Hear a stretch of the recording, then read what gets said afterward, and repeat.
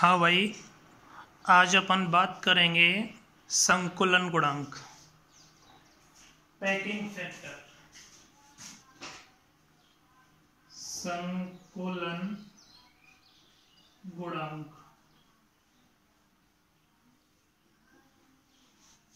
Packing factor.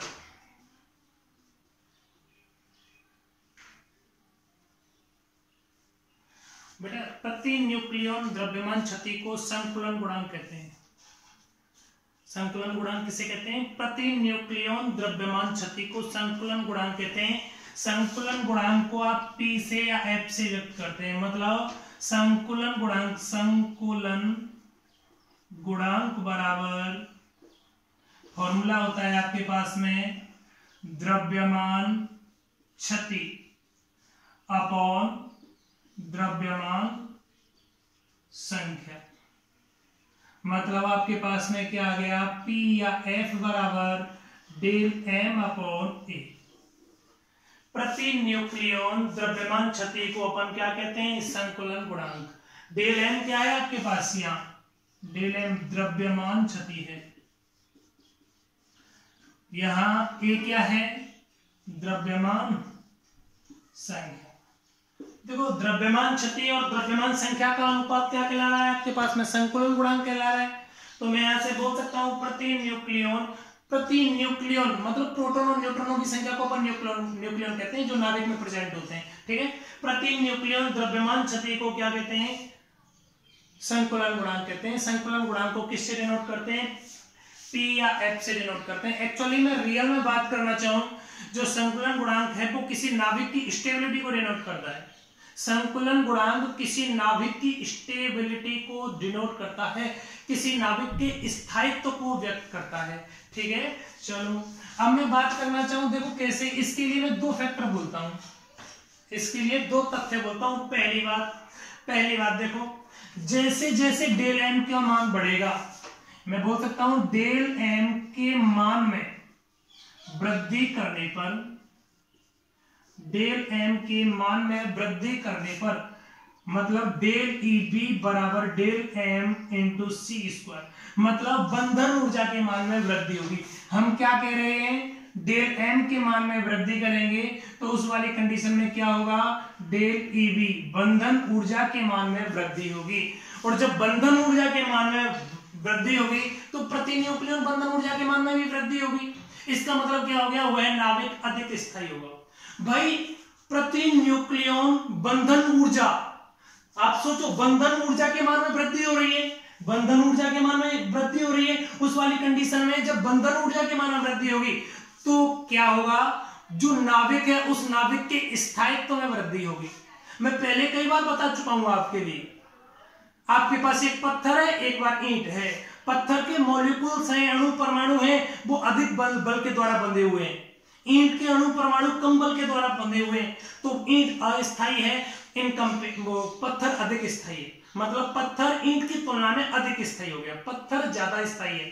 ठीक है ना? तो अब मैं वही बोल रहा हूं, पत्थर के लिए बंधन ऊर्जा का मान क्या हो गया? ज्यादा, है ना? इसका मतलब क्या हो गया? डेल M का मान ज्यादा होगा। जब डेल M का मान ज्यादा होगा तो डेल EB का मान भी ज्यादा होगा, तो वह नाभिक अधिक स्थायी होगा। मैं तथ्य क्या बोलना चाह रहा हूं, आप देखो, डेल M के मान में वृद्धि करूंगा तो F के मान में वृद्धि होगी। मतलब डेल M के मान में वृद्धि करूंगा तो आपके पास में F के मान में वृद्धि होगी, और F के मान में वृद्धि होगी तो क्या होगा आपके पास में? नाभिक अधिक स्थायी होगा। याद रखिएगा, ठीक है ना?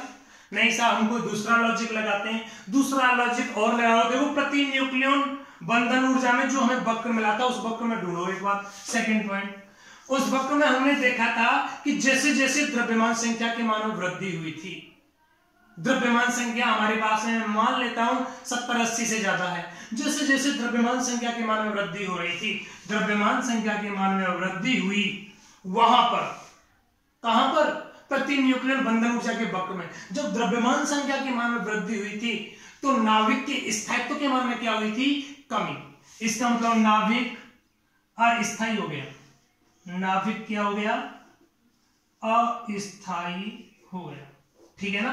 डेल ए के मान में वृद्धि करेंगे तो नाविक क्या होगा, अस्थायी नाविक होगा, है ना। यहां देखो, यदि आपके पास में ए के मान में क्या कर रहे हैं, आप वृद्धि करोगे, ए के मान में वृद्धि करोगे तो एफ के मान में क्या होगी, कमी। नाउ ए के मान में वृद्धि करेंगे तो एफ के मान में कमी होगी, और जब एफ के मान में कमी होगी तो नाविक क्या होगा, नाविक अधिक अस्थायी होगा, अस्थायी होगा, ठीक है ना।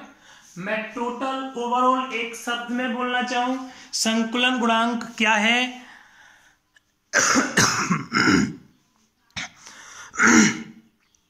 प्रति न्यूक्लियन द्रव्यमान क्षति को संकुलन गुणांक कहते हैं। इसे एफ से या पी से व्यक्त करते हैं।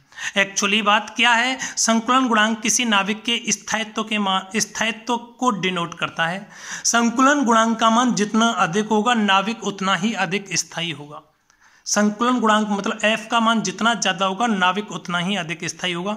एफ का मान ज्यादा कब होगा, जब यदि डेल एम के मान में वृद्धि करूंगा तो एफ का मान बढ़ेगा, और एफ का मान बढ़ेगा तो नाविक अधिक स्थायी होगा। अगर मैं एफ के मान में कमी करूंगा तो एफ का मान बढ़ेगा, यदि मैं ए द्रव्यमान संख्या के मान में मैं कमी करूंगा तो एफ के मान में वृद्धि होगी, और जब एफ के मान में वृद्धि होगी तो नाविक क्या होगा आपके पास में, स्थायी। मतलब ए के मान में मैं कमी कर रहा हूं, ए के मान में मैं कमी कर रहा हूं तो एफ का मान क्या होगा, बढ़ेगा, और एफ का मान बढ़ेगा तो नाविक क्या होगा, स्थायी होगा। कैसा